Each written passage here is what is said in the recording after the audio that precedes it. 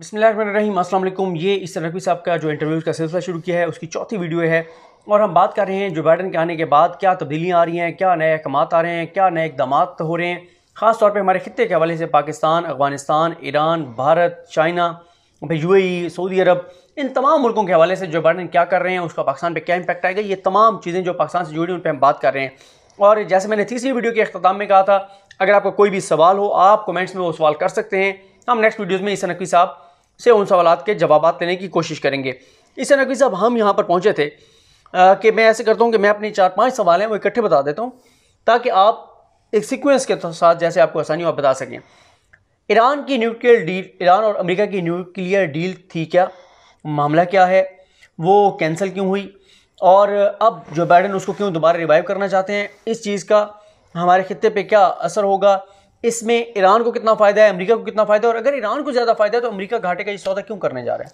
अच्छा, इसमें आसान तरीके से मैं बताने की कोशिश करता हूँ क्योंकि एक टेक्निकल मामला है और इसमें बहुत सारी ऐसी टर्मिनोलॉजीज़ हैं, कुछ ऐसी चीज़ें हैं जिनका ज़ाहिर है कि मैं क्योंकि कोई न्यूक्लियर एक्सपर्ट नहीं हूँ तो शायद उनका इल्म तो है लेकिन मैं उनकी एसेंस को, बुनियाद को मुकम्मल तौर पर नहीं समझता। मैं अपनी कम इल्मी के इस हवाले से इतराफ़ करूँ, लेकिन ईरान का जो बेसिकली न्यूक्लियर प्रोग्राम है उसके हवाले से ईरान का दावा ये है कि हमारा न्यूक्लियर प्रोग्राम, हमारा एटमी प्रोग्राम पुरअमन मकासद के लिए है।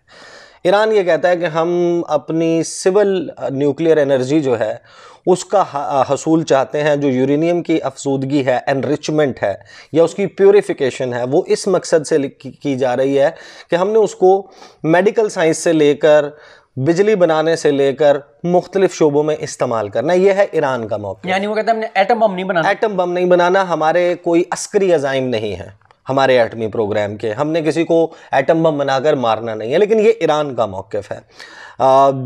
जो मगरबी दुनिया है, अमरीका है और खलीजी ममालिक, अरब ममालिक जिनके ख़िलाफ़ ईरान का एक मौक़िफ़ मौजूद है, वो ईरान के इस मौक़िफ़ को तस्लीम नहीं करते।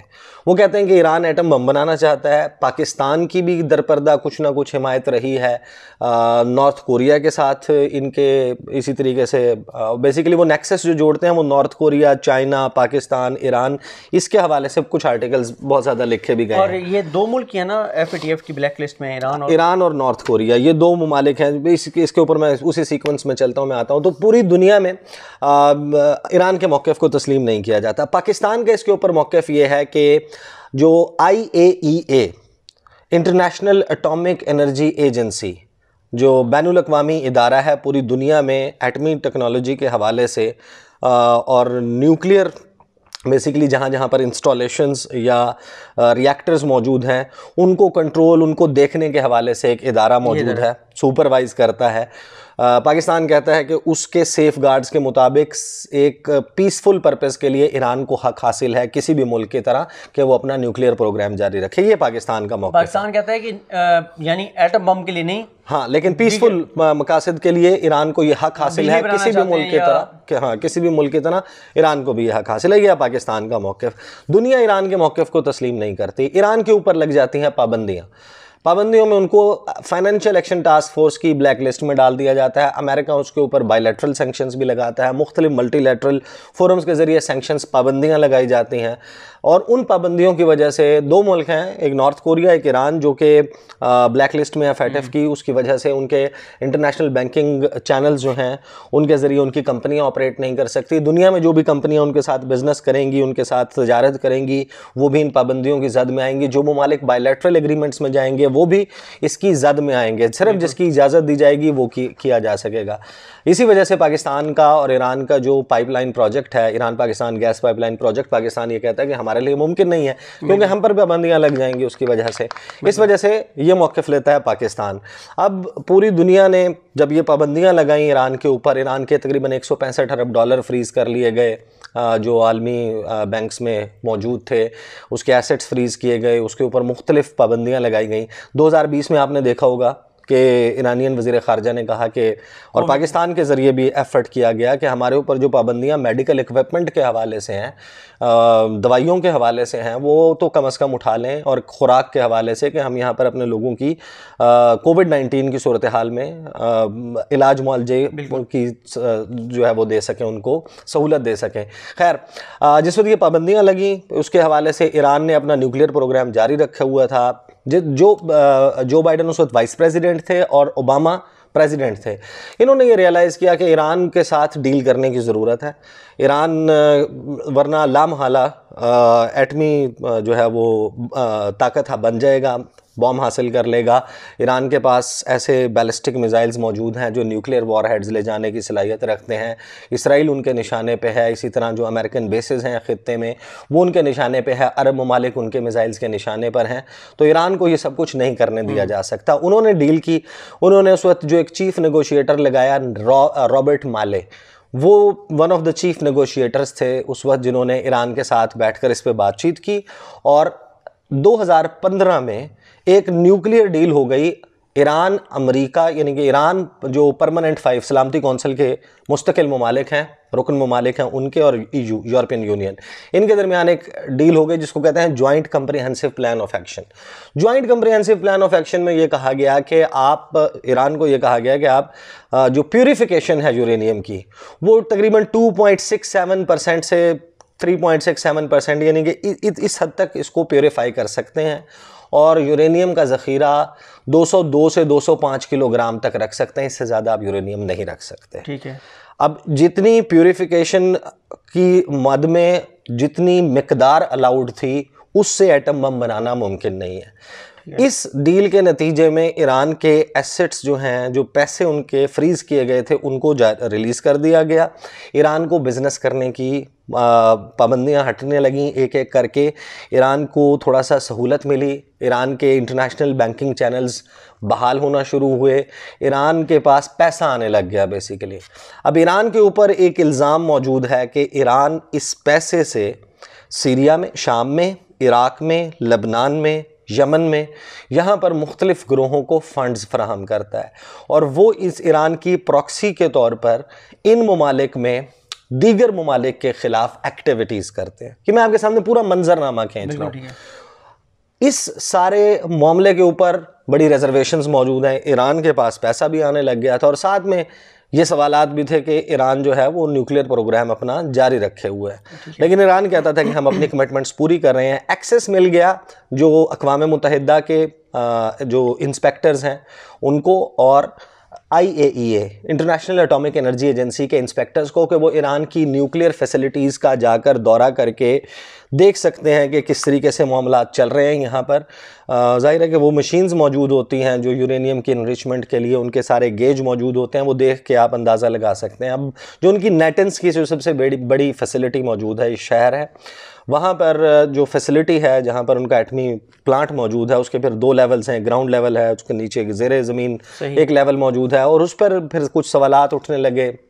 लेकिन इस दौरान हुआ क्या कि डोनाल्ड ट्रंप, जिस वक्त वो ओबामा के बाद बने सदर, उनका इसराइल के हवाले से एक प्लान मौजूद था, मिडल ईस्ट पीस प्लान, सही, कि मशरिक़ वस्ता में अमन, और इसराइल को बेसिकली जो खिदमत वो इसराइल की करना चाहते थे कि जो अरब स्पीकिंग कंट्रीज़ हैं, इस्लामी ममालिक, 22 ममालिक, इन्होंने ज़ाहिर है कि इसराइल के साथ एक को एग्जिस्टेंस इनकी करवानी है, और इसराइल के साथ के इनके सफारती ताल्लुकात कायम करवाए जाएं। उसके लिए इन्होंने एक एफर्ट, डिप्लोमेटिक एफर्ट शुरू किया जो पसे पर्दा चलता रहा बड़े अरसे। जैरेड कुशनर जो डोनाल्ड ट्रंप के दामाद थे, वो इसको लीड कर रहे थे। जो उनके डोनाल्ड ट्रंप के 2 सलामती के, कौमी सलामती के मशीर रहे हैं, रॉबर्ट और ओब्रायन, और दूसरे का मैं नाम मेरे जहन से निकल गया, अभी याद आ जाएगा, जो उनसे पहले रहे हैं ये, और CIA, मोसाद, ये सारे मिलकर उसको चला रहे थे, उसके ऊपर बातचीत कर रहे थे। अब इस पे इन ममालिक ने मुतालबा किया कि ईरान का न्यूक्लियर प्रोग्राम जो है वो हमारे लिए बहुत बड़ा ख़तरा है। एक ये कि ईरान न्यूक्लियर पावर बन जाएगा तो फिर हम जो है हमारे ऊपर अटैक करेगा ईरान, ख़त्ते में उसके जारहाना अज़ाइम है, उसके तोसी पसंदाना अज़ाइम है, एक्सपेंशनिस्ट अप्रोच है, ईरान से हमें ख़तरा है। ये सारा मौक़िफ़ था सऊदी अरब, मुत्तहिदा अरब अमारात और जो खलीजी ममालिक हैं इनका, तो ईरान को एक थ्रेट के तौर पर रखा हुआ था।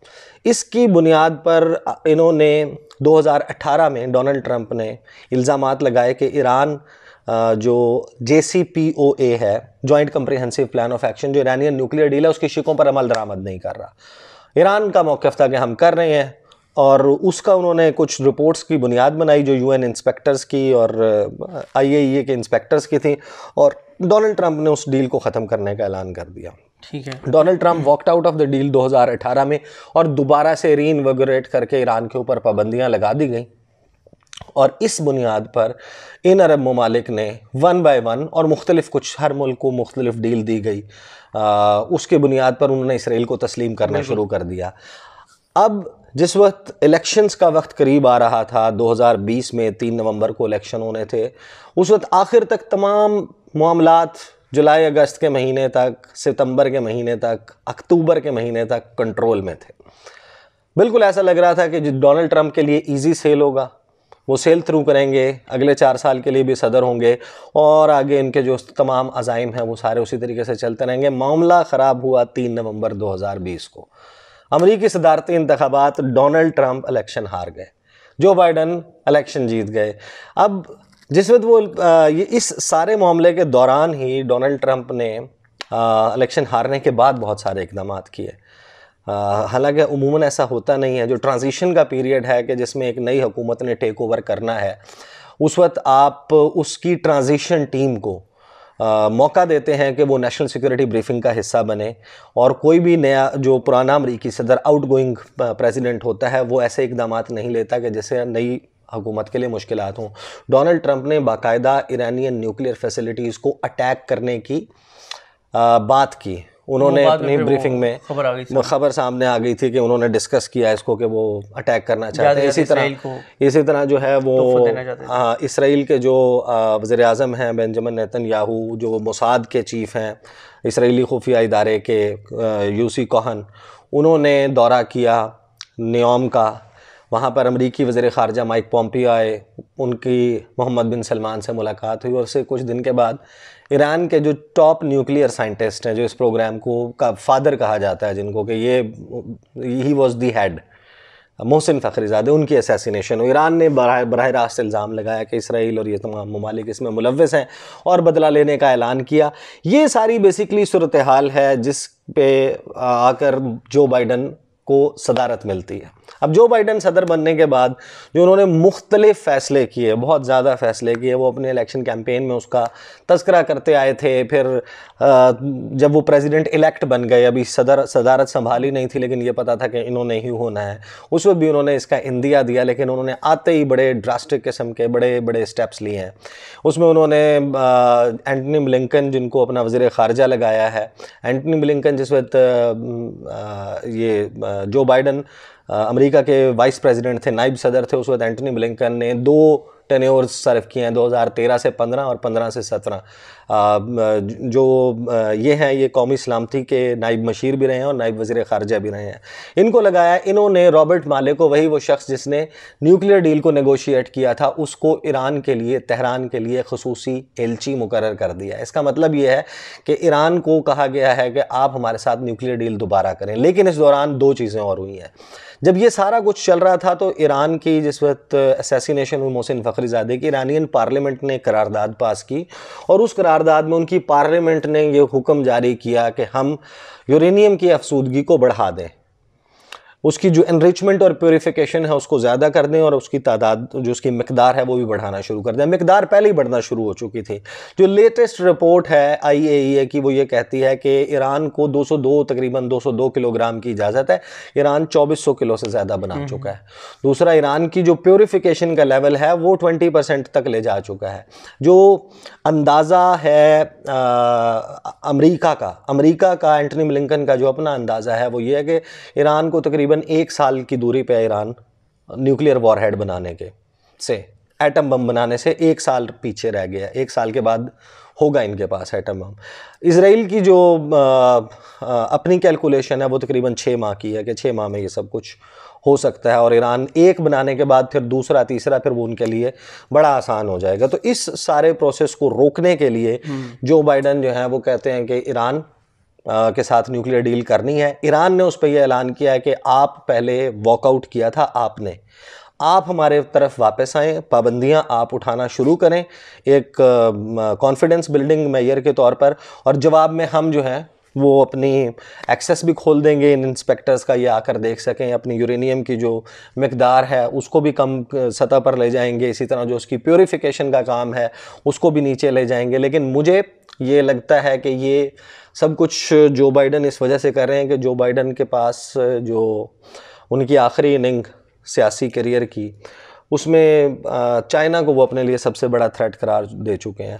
अब बैक वक्त वो चीन के साथ, ईरान के साथ, अफ़गानिस्तान के मामले पर, मिडल ईस्ट पीस प्लान को, ये सब कुछ नहीं इकट्ठा चला सकता अमेरिका, क्योंकि वो कहते हैं कि बड़ा सीरियस कंपेटिटर है चाइना। तो वो अपने लिए एंगेजमेंट कर रहे हैं, इन लोगों को एंगेज करने के लिए अपने बंदे लगा दिए कि हम सफारतकारी करेंगे। एक तो उनका जो अप्रोच थी डोनाल्ड ट्रंप की, कि उन्होंने जिस तरह अबू मेहदी अल मुहंदिस और Qasim Sulemani, major general Qasem Sulemani, उनको ड्रोन हमले में बगदाद एयरपोर्ट के साथ जिस तरीके से शहीद किया, उनकी एक अस्करी, एक मिलिट्री और ताकत के इस्तेमाल की क्रश करने की पॉलिसी मौजूद थी। वो अटैक्स को डिस्कस कर रहे थे, इसराइल जिस तरीके से करता है। लेकिन जो बाइडन ने जब एक डिप्लोमेट को, सफारतकार को अपना सफ़ीर मुकर्रर किया, अपना नुमाइंदा ख़ुसूसी मुकर्रर किया, तो वो एक 180 डिग्री का टर्न है, एक यू टर्न है डोनाल्ड ट्रंप की पॉलिसी से। तो ये सारी सूरत हाल है, इसमें ईरान को बेसिकली एंगेज किया जा रहा है ताकि ईरान उनके लिए रीजनल हवाले से ख़तरा ना बने। ईरान ने 2 मिसाइल्स के टेस्ट किए हैं जो उन्हीं के नाम पर रखे हैं। एक मेजर जनरल कासिम सुलेमानी के नाम से उन्होंने बनाया है बैलिस्टिक मिसाइल। इसराइल जिसकी जद में है, जिसकी जद में सऊदी अरब भी है, जिसकी जद में मुत्तहिदा अरब अमारात भी है, और ये अपने काउंटर मेजर्स ले रहे हैं ईरान के ख़िलाफ़। इसी तरह उन्होंने क्रूज़ मिसाइल बनाया अबू मेहदी अल मुहंदिस के हवाले से। वो समंदर से भी लॉन्च हो सकता है, सरफेस से भी लॉन्च हो सकता है, और जो बेसिकली स्ट्रेट ऑफ हुर्मुज़ है, आबनाए हुर्मुज़, वो है जहाँ से दुनिया की जो तेल है उसकी 30% सप्लाई वो इस जगह से होती है, और ये ईरानी मिसाइलों की जद में है। तो इस वजह से ज़ाहिर है कि ईरान के जो अज़ाइम हैं उनके ऊपर इनके मौजूद हैं। बिल्कुल ठीक है। आपने ये ईसा नकवी साहब से सुना बड़ी तफसील के साथ, और बड़ा सीखने का मौका मिला, बड़े ज़बरदस्त अंदाज से ईसा नकवी साहब ने बताया।